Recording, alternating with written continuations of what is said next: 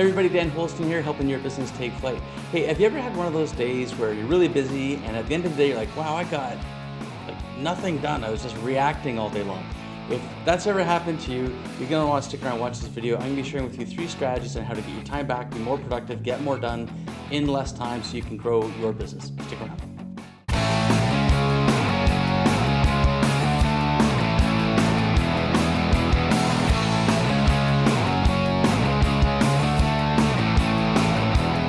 I talk to a lot of business owners that are looking to get more effective and become more productive in their business so they can continue to grow and scale their enterprise. And one of the reasons that they get stuck and lose a little bit of traction is that they get interrupted a lot throughout the day. So I want to share with you 3 strategies today on how to reduce interruptions so you can actually grow your business more quickly with less stress and less interruption, less distraction. So one of the number one things that we need to do is to truly understand what our time is worth. And this is something I find a lot of business owners don't actually think about. They just give in to the interruptions that are at hand. They're not stopping to actually think about it.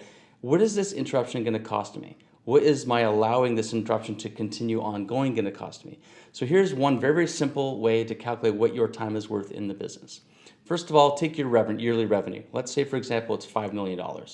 Then let's divide that down by 365 to get what your revenue per day is worth. That's going to be about $13,700. Call it $14,000. And if you're working at, say, a 10-hour day, your time is worth per hour about $1,400. So I want you to think about that. Do that little exercise. What is your yearly revenue? Divide by 365, or if you want to get really serious about it, divide by about 200, which is the approximate number of business days in the year, and then divide by the number of hours that you're working per day. That will give you a sense of what your time is actually worth. You're the steward of all that revenue. You're responsible for it. And sometimes we don't act like we're responsible for it. We don't take that responsibility seriously and put away some of those distractions and really get offended when we get interrupted by somebody.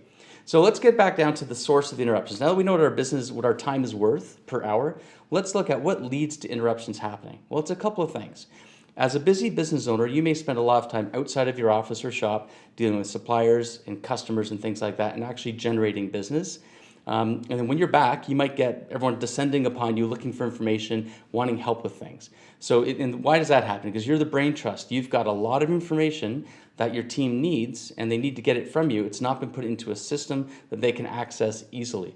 And the other thing is that sometimes we haven't got an effective process or structure that the team can follow, and then they get stuck points, and they come to you, the big brain, to get the answers. But you've kind of trained them to do that by not having these things in place. So how do we eliminate the first interruption? Well, first of all, we need to make sure that you're giving your team access to you on a consistent, regular basis. We call this meeting rhythm. We want to make sure we have an effective meeting rhythm where the team and different functional teams as well have access to you on a regular basis for the amount of time they need to get what they need from you so they can effectively execute on their jobs. So let's say, for example, sales team. Right? Minimum should be at least a weekly meeting with your sales team so you can review your funnel and who's going to do what by when, who's following up on which clients or which prospects, what your conversion ratio is looking like, things like that. That should be a meeting that happens with all salespeople at the same time every single week, following an agenda that everyone gets to know and expect, and so they can come prepared. You get the information you need, and then you can give them the support that they need. If they've got a client or a prospect that's a little tough to close or to get a hold of, maybe you can help them with that. You're going to be made aware of what's going on so you don't run into disruptions, which we're going to talk about disruptions in a second. They're slightly different than interruptions. They're bigger.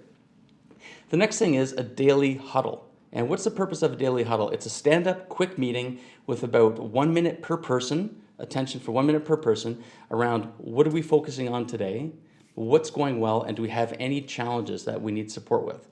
So that way you can eliminate interruptions, because if you're talking with your team every day, you're staying up to date with what's going on, you're offering your support to the team members every single day, and so they have no excuse to get stuck. If in that little huddle meeting, someone says, oh, I'm having a little challenge with this or that, you say, great, let's take that offline. I'll schedule some time to help you with that today. Or you make sure they can get the resource that they need. When you're having that meeting every day, things aren't going to get lost, things aren't going to get delayed, and you're not going to get to a big disruption. So what's a disruption versus an interruption? An interruption is something where someone's wanting some of your time. A disruption is something went a little bit sideways and turned into a problem that demands your attention and your resource and maybe some other resources as well. So we want to be able to eliminate those. If we're having a regular daily meeting, a very brief meeting to update everybody, we can catch those things before they turn into disruptions. So let's review our 3 strategies. 1, value your time. Know the value of your time.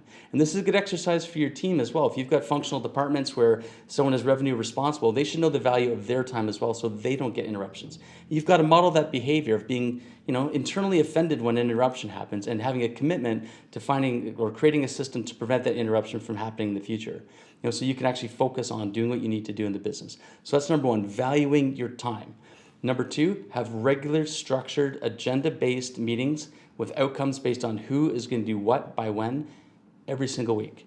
The next is daily huddles, making sure that you know what's going on with the business, with your team. They're getting the support and the face time with you that they need, and they can identify any challenges that they have and get support from you or some other resource in the operation so they don't stay stuck, and so we can eliminate having blow-ups or disruptions down the track. So that's it for this week, and remember, just say to interruptions. If you need any help implementing anything we've talked about today, feel free to reach out. Happy to have a chat with you. Also, appreciate if you give us a like, subscribe, and connect with us on our social channels as well, which are in the show notes below. So have a fantastic week, and we'll catch you next time.